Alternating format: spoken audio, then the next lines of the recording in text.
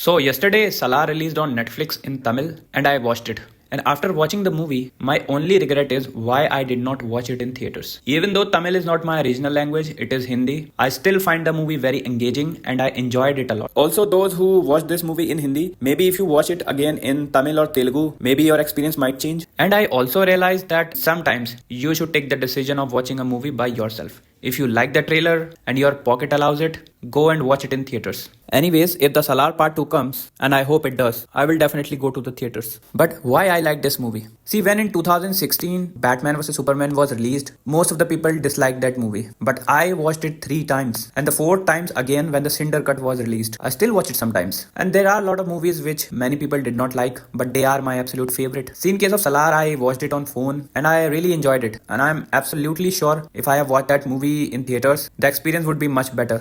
Now let's talk about the things which I really liked about this movie. When a story has so many characters with that much of details, then it is a difficult task to show it all in just 175 minutes. But the screenplay does the job well. One of the smart way to show so much details in any movie is to have a character that also act as the narrator in the movie. And that's what happens in this movie also. The only thing I felt really exaggerated with the story was when they were talking about bringing the armies in Khansar from other countries. Now you might find some scenes between Deva and Vardha little too much of a friendship, but I did not, so I was okay with it. For me, SALAAR has one of the best and realistic looking set pieces. Not even once I felt like it is CGI or artificially made, but I agree with some of the reviewers who pointed out that you will get the KGF vibes from the movie. Now let's talk about cinematography and editing. I think the job is done really well here also. There are many action scenes in the movie which really had a great camera work and that increased the impact of fight sequence also. My favorite action sequence is when one of the villain, which is Vishnu, he kidnaps a kid from Mahara territory and then Deva enters. The way they created the hype for Deva to unfold his arms and slash the life out of enemies, I love that scene. I'm always up for these kind of scenes. Wherever they created this hype for Prabhas, for me it worked and I really enjoyed it. Let's talk about the costume design now. Director Prashant Neel has taken the inspiration for costumes from different regions of India, especially Rajasthan. For me, there was nothing wrong with their costume design, as this was the story of tribes, so I think the way they have chosen the costumes for each and every character, it has really complemented them. And by the way, I really like the costume design of Radha Rama's character. That style really suited her. Now let's talk about the background music of this movie. See, I like the score of this movie. I think it does the job pretty well. My favorite score in the movie was when the women of Mahara town were singing and requesting for help from Kali Devi. That was really epic. When those little girls were singing, that was really awesome, I think.